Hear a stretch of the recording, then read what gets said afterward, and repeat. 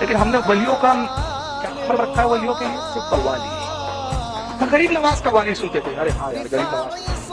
تو پہلے میرے بھائی یہ بھی تو ذرا بتا دیں کہ وہ کس چیز کے ساتھ سنتے تھے, کون کون سے موسیقی کے آلات ہوتے تھے, کون کون سی مزامیر کے آلات ہوتے تھے, کون سے ڈھول, کون سے طبلے. فخر الدین چشتی رحمۃ اللہ علیہ جو حضرت خواجہ نظام الدین اولیاء کے خلیفہ اور شاگرد ہیں, جب نظام الدین اولیاء کے زمانے میں تہمت لگائی گئی کہ یہ مزامیر, ڈھول, باجے, سارنگی, موسیقی کے ساتھ قوالی سنتے, تو نظام الدین اولیاء اس وقت ضعیف تھے, بوڑھے تھے. ان کی ملفوظات الفوائد الفوائد اٹھا کے دیکھیے, فارسی میں آج بھی ملتی ہے, اردو ترجمہ آ چکا ہے. اس نے صاف فرمایا مزامیر حرام مت, ڈھول باجے سارنگی یہ حرام ہے, حرام ہے, حرام ہے. اور اپنے مرید فخر الدین چشتی دیتا, فخر الدین سما کے خلاف کتاب لی, میں دستخط کرتا ہوں. انہوں نے کتاب لکھی, دستخط کی نظام الدین نے, اور اس میں کیا لکھا ہے حضرت نظام الدین اولیاء نے اپنی دستخط میں, لوگوں ڈھول باجوں کے ساتھ قوالی ہمارے نزدیک زنا کی طرح حرام ہے. اللہ اکبر.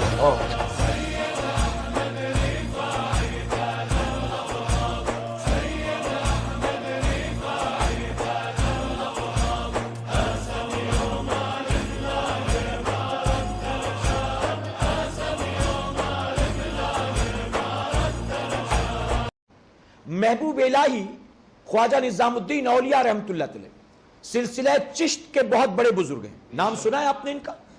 پائے کے بزرگ ہیں, بہت بڑے بزرگ ہیں.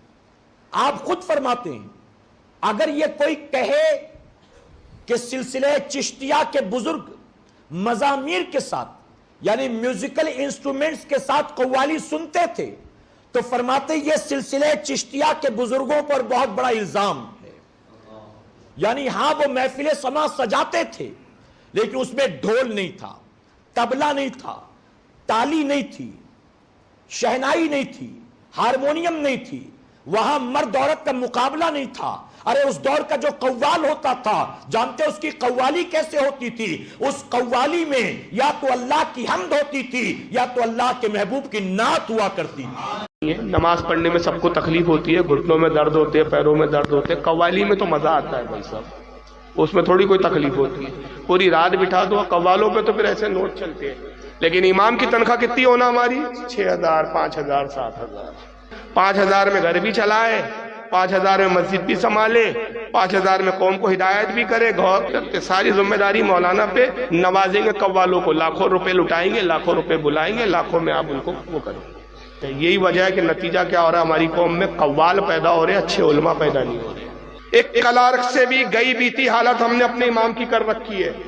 ہم بھانڈوں کو, پان کھانے والے, داڑھی منڈے قوالوں کو نوازنا چاہتے ہیں, جس سے امت کا کوئی فائدہ نہیں.